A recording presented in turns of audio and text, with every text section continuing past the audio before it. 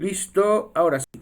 Bueno, les decía, ¿cuál es esa prueba que a nosotros probablemente, considerando incluso la variable tiempo, que sin duda alguna pues es un factor determinante en cuanto al cumplimiento efectivo de algunas escalas, perdón, de algunos procesos, como en 12 minutos nosotros, a través de una prueba, podríamos encontrar diferencias lo suficientemente buenas para poder elegir, por ejemplo, en un proceso de selección de personal, quién sería la persona más adecuada para quedarse con el puesto. Ojo, hay algunas características de las cuales obviamente no voy a hablar mucho porque esta materia esencialmente es solo para trabajar las pruebas, pero hay algunas estrategias o algunas partes a través de las cuales nosotros tenemos que hacer los procesos de selección, incluso los procesos de reclutamiento,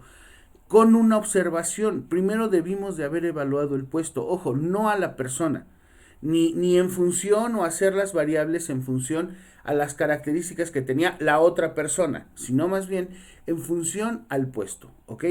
Y esta prueba, al igual por ejemplo que el Cleaver o cualquier otra, sin consideración alguna, también sería un ejemplo de cómo nosotros tenemos que evaluar, incluso puntuar algunas características muy particulares sobre las condiciones en las que estamos trabajando. Ahora les explico por qué.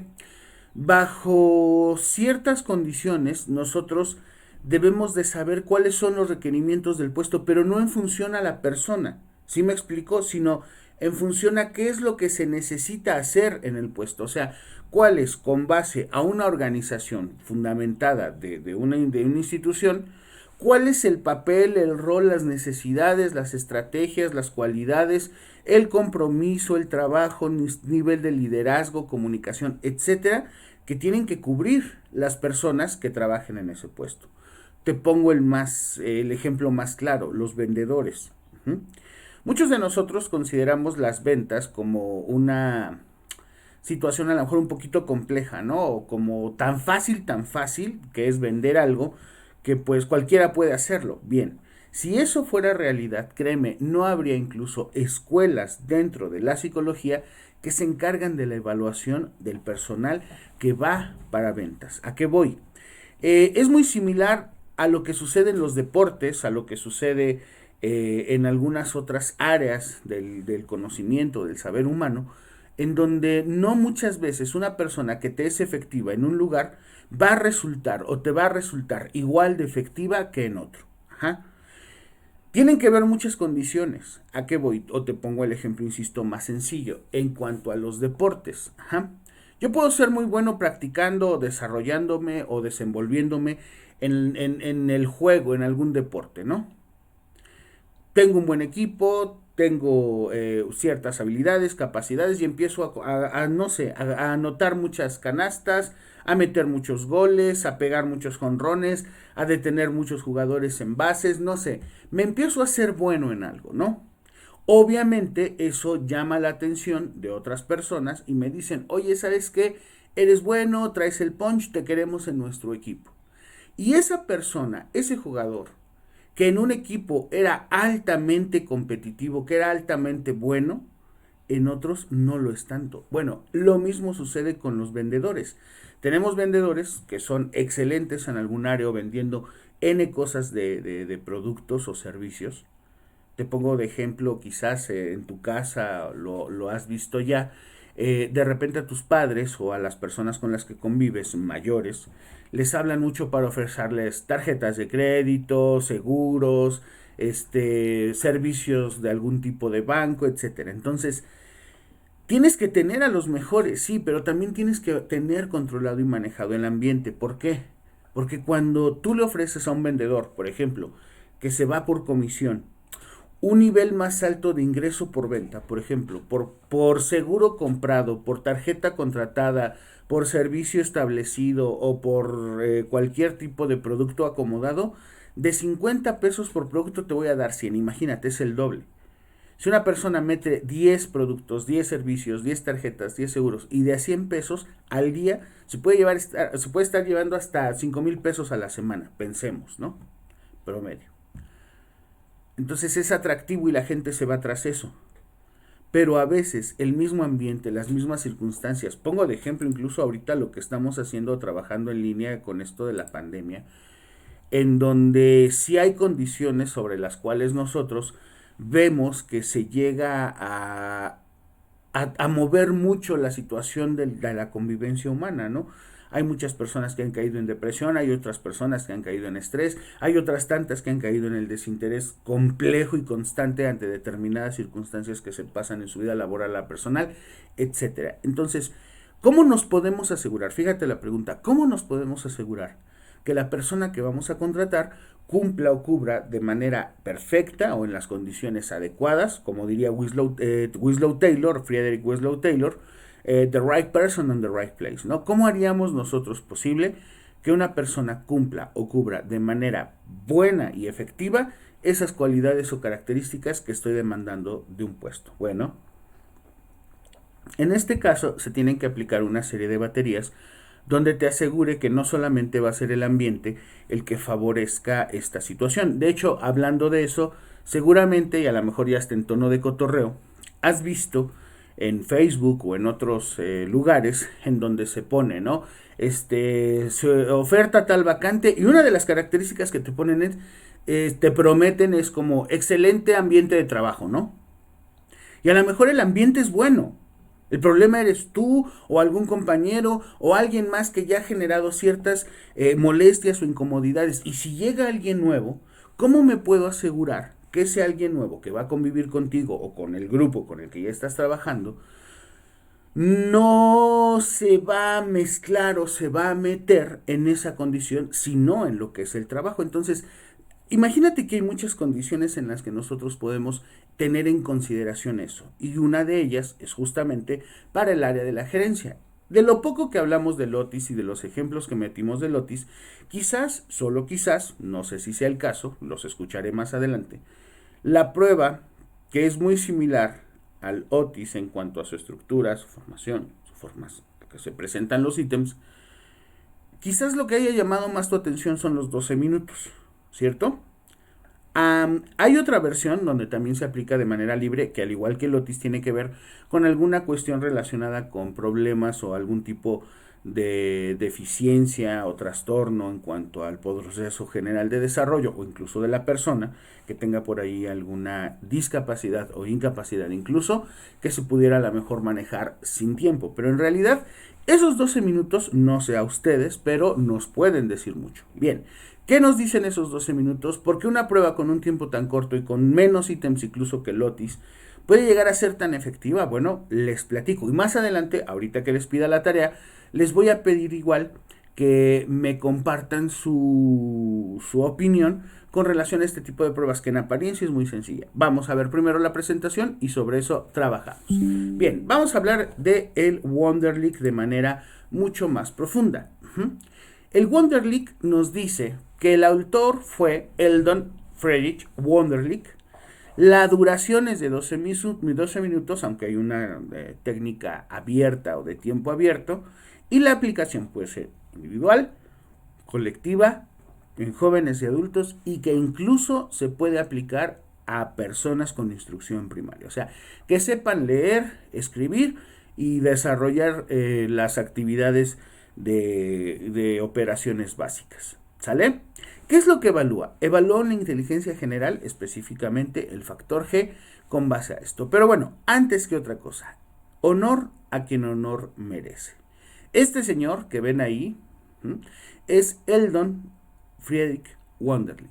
Fue estudiante de la Universidad de Northwest y psicólogo industrial, y es el autor de esta prueba que hoy vamos a trabajar. Y si tú lo analizas, fíjate bien, dice Wunderlich Personal Test.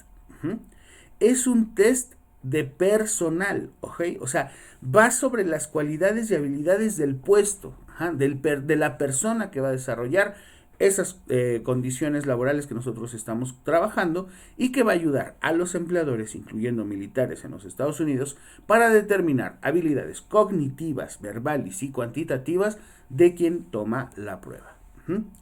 Es importante mencionar que este fue el primer examen de evaluación de habilidades cognitivas de corta duración, a diferencia de otros que incluso, insisto, son de tiempo abierto, ya que con solo 12 minutos lo convierte en un instrumento tanto de fácil aplicación como de fácil evaluación. El joven Wonderlich, siendo director de Household Finances en 1932, tenía un objetivo. ¿Cuál era el objetivo? El objetivo de este señor, al igual que el de muchas otras personas, incluso al día de hoy, con toda la tecnología, con todo lo que más adelante a su nieto le tocó hacer, de verdad esta historia está súper fabulosa, se tiene que considerar. ¿Cuál era eso? Bueno, pues desafortunadamente, a veces no escogemos a las personas correctas. Fíjate, nosotros en nuestra vida laboral, vamos a hablar solamente de la vida laboral, de la vida profesional, tenemos que tomar decisiones, ¿no?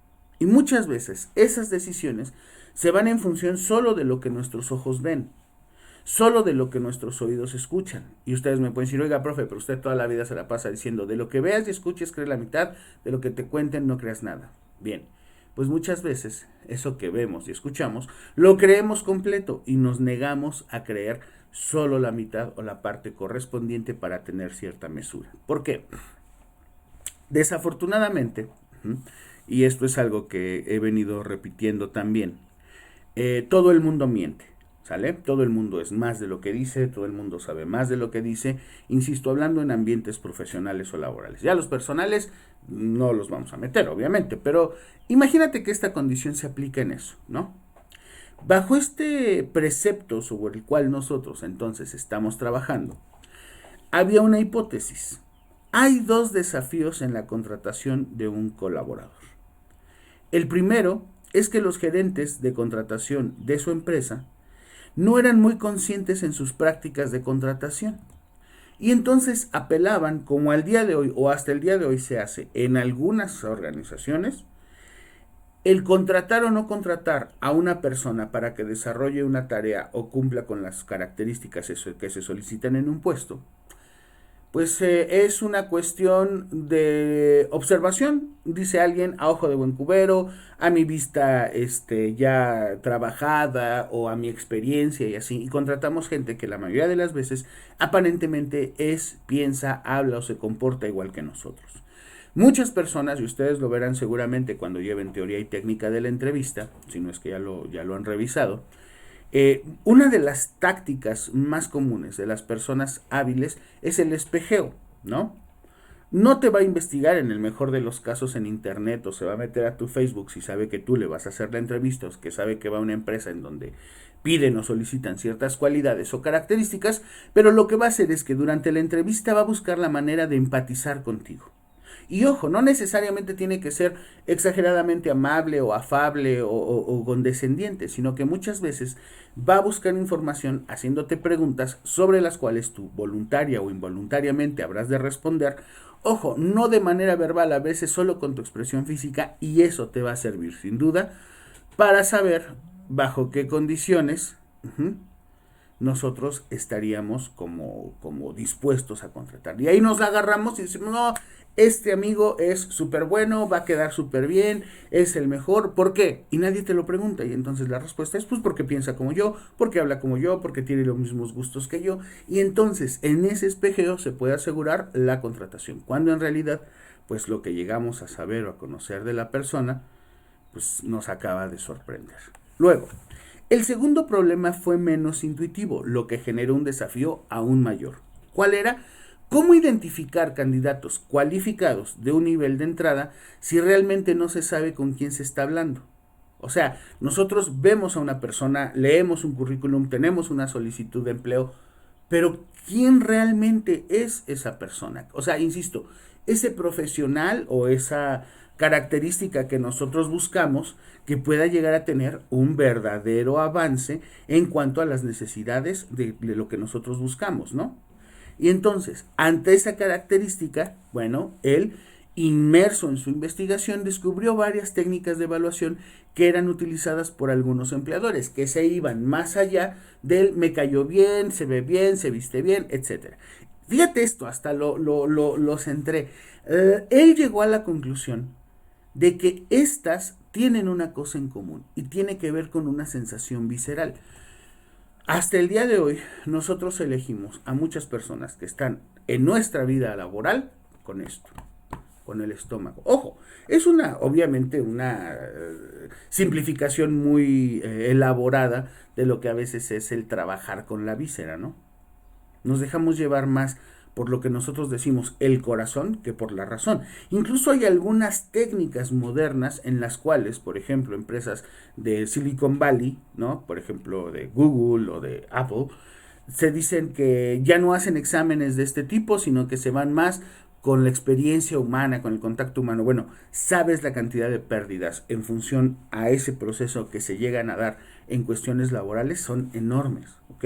No te estoy diciendo que esto en forzoso necesariamente sea lo mejor, pero sí es lo que más ha resultado. Ya obviamente se va uno por la estadística, ¿no? Wunderlich hizo la hipótesis de que la inteligencia general, de la cual obviamente ya había hablado Charles Spearman, sería un mejor predictor de su desempeño que la intuición de los gerentes. Fíjate, ya la elección de quién sí o quién no puede ser más adecuado para un puesto, no está en función de quien lo entrevista, sino en función de las respuestas que va a emitir el entrevistador. Y ojo, no tampoco solo en una cuestión verbal, sino también en una construcción basada en un instrumento o en el resultado de un instrumento. Motivado por este conocimiento, obviamente se dio cuenta que las entrevistas no eran suficientes y entonces sabía que necesitaba desarrollar alguna técnica. Y él encontró que desarrollando un promedio con base a pruebas generales de inteligencia que aproximadamente duraban 3 horas, tendría que inventarse un vehículo mucho más eficiente para medir esa capacidad cognitiva. Ojo, él está definiendo eso que mide su instrumento o medían esos primeros instrumentos o versiones del Otis que duraban hasta 3 horas, no como la medida o la búsqueda de la medida de la inteligencia. Nosotros lo hemos simplificado al día de hoy, siglo XXI, más hacia un concepto, pero no hacia las competencias reales que se tienen que llevar. Ok, hasta aquí. ¿Tiene alguien alguna duda, alguna pregunta o explico perfectamente bien y todo se entiende?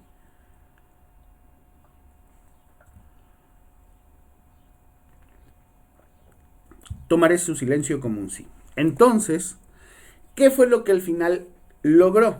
Ok, no solo demostró que tenía razón, que los predictores, las evaluaciones conductuales que pueden desarrollarse a través de su instrumentación, tenían como resultado una mejor adecuación de la persona al puesto, sino que también desarrolló en 12 minutos y con 50 ítems promedio el Wunderlich, que se compara en fiabilidad y validez y calidad con otras pruebas de inteligencia más rigurosas en tiempo o más rigurosas en contenido. Posteriormente, Wunderlich, así de manera literal, comenzó a entregar pruebas gratis de su test a cualquier persona de cualquier empresa, de sus vecinos, de sus amigos, incluso por correspondencia le hizo llegar a prácticamente todo Estados Unidos. ¿Para qué? Para que entre más información extrajera de su instrumento, que ahorita van a ver ustedes, o si ya lo revisaron, es algo en realidad muy corto, aunque él mete más adelante o se somete a la prueba a niveles de evaluaciones con baremos para hacer cierto tipo de comparaciones y nivelaciones, pero en realidad lo que él hizo, a diferencia de, vamos, el mismísimo David Weisler, que se centró más en otro aspecto de la inteligencia, él iba sobre algo funcional.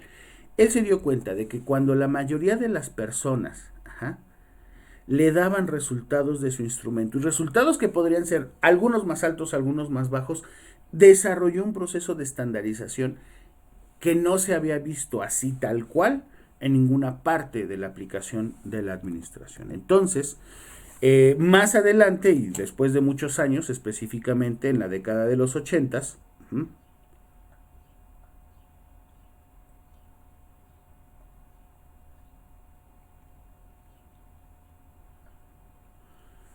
empezaron a darse cuenta de que él podía continuar en el negocio de las finanzas que había desarrollado también ya su familia, o bien empezar a aportar más a esos procesos del análisis de datos sobre la selección de personal. Entonces, él escuchó de que en aquella lejana época, el doctor John Hunter hablaba de la prueba de Wonderlic como el mejor predictor del desempeño laboral, sobre todo en mandos medios o mandos gerenciales.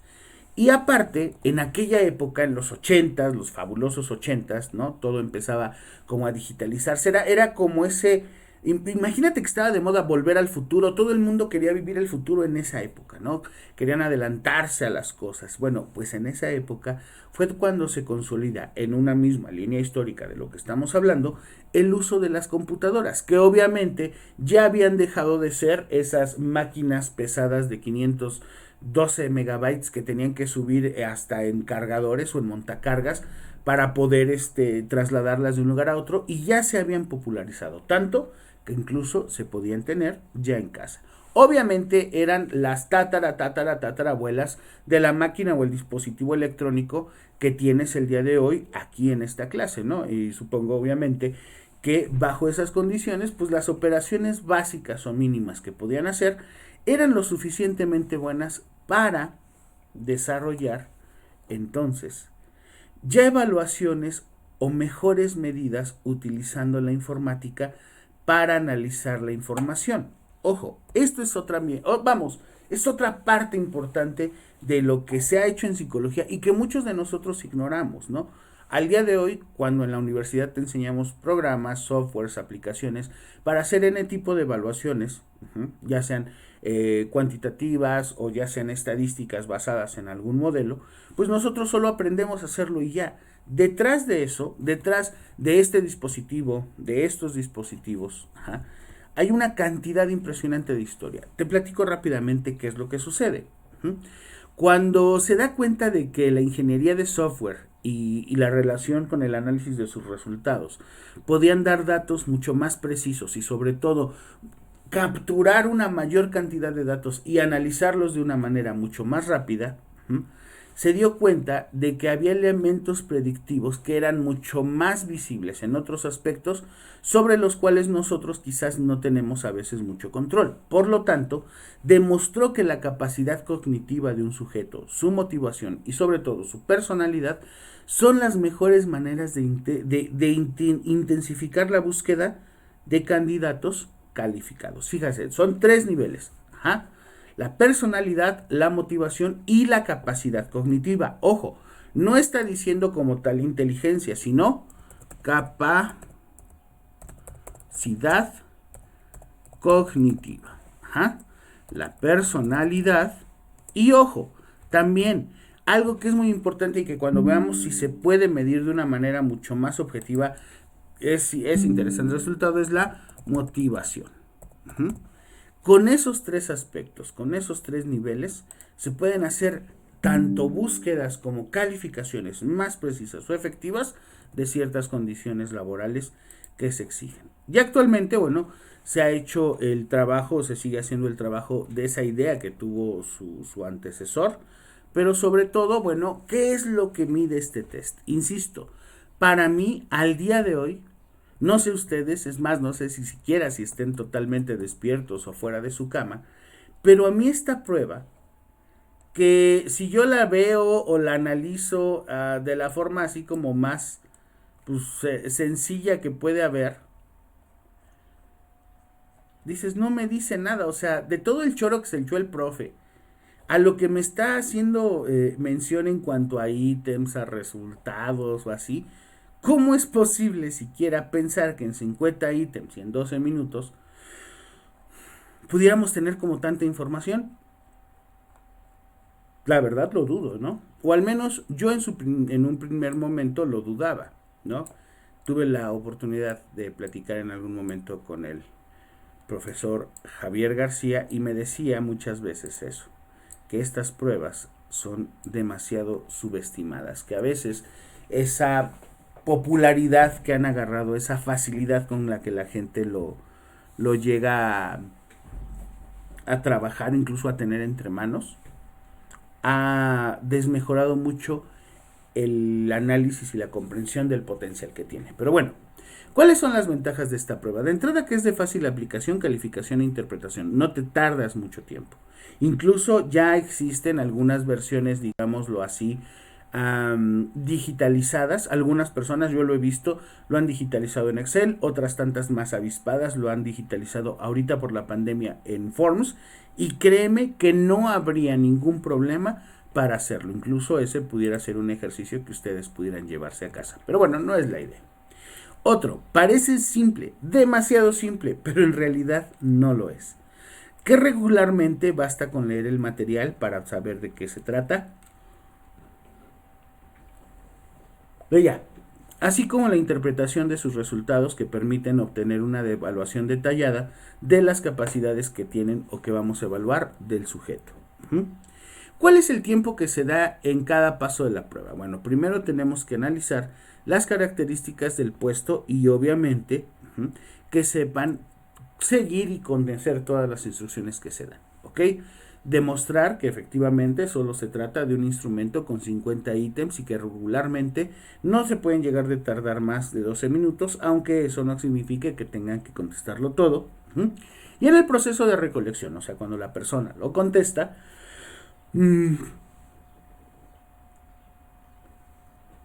leya, perdón, en el proceso en que se contesta, se tienen que comparar con la hoja de respuestas para saber qué es lo que hace. Y eso no te tarda menos de un minuto. Para comprender el significado de la calificación, se debe saber cómo trabajan, cómo aprenden, cómo fracasan y sobre todo no desestimar estas otras cualidades que nosotros debemos de tener siempre muy en cuenta. Ok, esta prueba nos puede ayudar para evaluar la capacidad cognitiva basada en el factor G, pero también sería importante medir o evaluar a través de una batería la personalidad y la motivación de algún individuo. ¿Ok? En la materia como tal no existe la evaluación de la motivación. ¿Por qué? Porque se considera no una habilidad o capacidad, sino más bien una actitud que nosotros demostramos hacia las cosas o hacia las personas. Pero bueno, no la vamos a dejar tampoco pasar de largo y veremos algunas escalas que nos pueden servir para medir o evaluar la motivación. ¿Ok? Luego, ¿cuáles son los usos? Generalmente se crea para evaluar adultos en el campo comercial o industrial.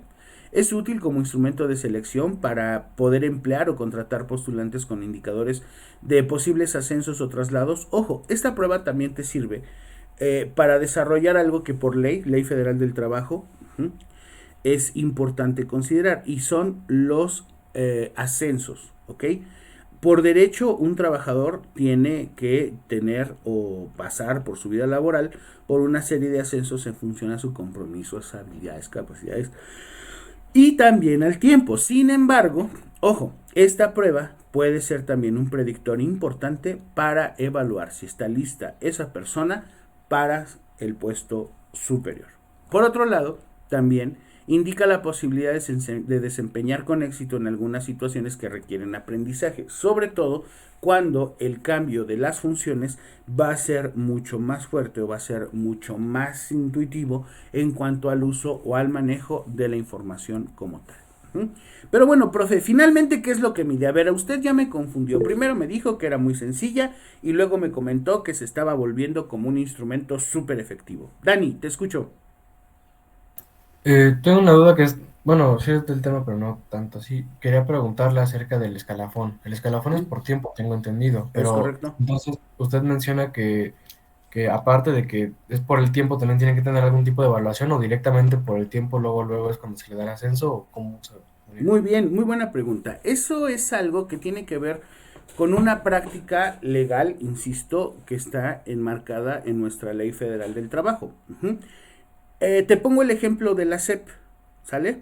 Eh, los maestros actualmente, incluso quizás muchos conocidos de nosotros o familiares cercanos, que gracias a los cambios durante el sexenio de Enrique Peña Nieto que se hicieron en la Secretaría de Educación Pública, ahora, entre comillas, es más fácil ser maestro. Fíjate, históricamente hablando, hace muchos años, para que tú pudieras ser maestro de jardín de niños, primaria, secundaria o incluso algunas instituciones públicas de nivel medio superior, A lo mejor en esas de medio superior no tanto, pero sí en primaria y secundaria y kinder necesitabas cumplir con un perfil muy bien definido o tener algún familiar en el sistema. ¿Sale? Te pongo un ejemplo. Las escuelas normales, no sé, en la zona, en el Estado de México, en Zumpango hay una, me parece que en Ixquiahuala hay otra, en Pachuca está el CREN, en México, en Ciudad de México, aquí pegado al Estado está la Escuela Normal Superior de México, de la cual soy egresado de posgrado. Y en algunos años, para ser maestro solo necesitaba ser egresado de alguna normal. De hecho, salías de la normal con plaza. O sea, era algo súper complejo, ¿no? Imagina que esos maestros en algún momento, pues, quisieron o tuvieron la intención de querer ser directivos, ¿no? Subdirector, director, inspector o una figura que ya no existe, pero que era el jefe o la jefatura de clase, que bueno, era otra cosa, era otro show. Para lograrlo, te pongo el ejemplo de tu profesor. Yo estuve trabajando 10 años en la SEP, 8 frente a grupo o con funciones frente a grupo. Tenía algunas clases, algunas horas. Y cosa curiosa, cuando yo termino mi maestría, meto mi certificado a escalafón, junto con las fichas que me decían que había hecho perfectamente mi trabajo durante todo un ciclo escolar. Yo tenía que meter esos documentos junto con otros documentos probatorios, cursos, algún idioma, cosas así, que te daban puntos. Todos esos te sumaban puntos. Tú ibas a un edificio que está ahí entrando por Metro Potrero, por Tlatelolco, que es un edificio así muy bonito, por cierto. Y pum, llegabas, ok, no, pues órale. En ese entonces yo tenía 31, 32 años, según recuerdo. Y dije, a fuerzas, ¿no? Ahora sí, maestría, idiomas, plaza, tal, venga casi casi la subdirección. Cuando salen los resultados, yo veo que estaba en el lugar 119, Dani. O sea, ¿cómo era posible? Yo le eché ganas y me metí de lleno y el posgrado y otras cosas y a 119. De verdad, o sea, fue un bajón para mí. Y entonces empiezo a revisar el listado que te mandaban o que podías consultar en un Excel. Y había incluso personas conocidas que yo quiero y estimo mucho al día de hoy. Y decía, pero ¿por qué? O sea, si esas personas, que son mis conocidas, que yo sé qué onda, no tienen ni siquiera un posgrado, no tienen ni siquiera especialidad, ¿no? Es más, no habían hecho ni los cursos que algunas ya había cumplido. Pero me fue un factor. ¿Cuál era? El tiempo. Los años de servicio, como dice el joven Daniel, propiciaban que una persona tuviera mayores posibilidades de ascender que tú. Bueno, que yo en este caso, ¿no?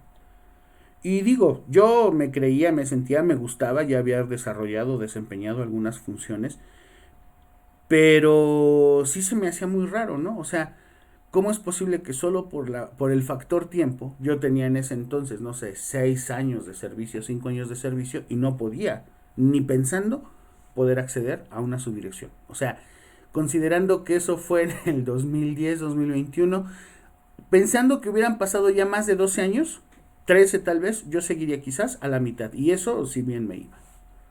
¿Cuánto tiempo tendría que haberme esperado yo para poder haber accedido a esa plaza? Aún considerando que hubiera hecho más maestrías, más doctorados, más especialidades, más cosas. Indistintamente, es más, el profesor Agustín Oliva, a quien yo estimo y quiero mucho, había escrito un capítulo de un libro comercial, de una editorial comercial. Y eso fue lo que le había subido más puntos. Entonces dije, bueno, pues ¿de qué se trata? En las reformas estructurales de la educación en 2012 con Enrique Peña Nieto, se establece que para que al día de hoy alguien pueda ser profesor, tiene que cubrir ciertas características y una de ellas es tener licenciatura. Antes, por ejemplo, nosotros como psicólogos en un modelo impuesto por la Secretaría de Educación Pública, nosotros no podíamos ser maestros. Como psicólogo, si querías acceder a la SEP, podías acabar siendo ATP, asistente técnico pedagógico. Tu pago ya iba a ser por jornada. Tú no ibas a tener la posibilidad de trabajar frente a grupo porque incluso, por ejemplo, carreras como geografía, derecho, otras tantas que parecieran tenían menos relación con la docencia o la enseñanza o la educación como la nuestra, tenían mejores ventajas competitivas. Entonces, ¿qué fue lo que pasa? Que modifican eso Y no solamente el ingreso a la Secretaría de Educación Pública como parte de su cuerpo, su plantilla docente, sino que ahora todo se hacía a través de un examen, incluso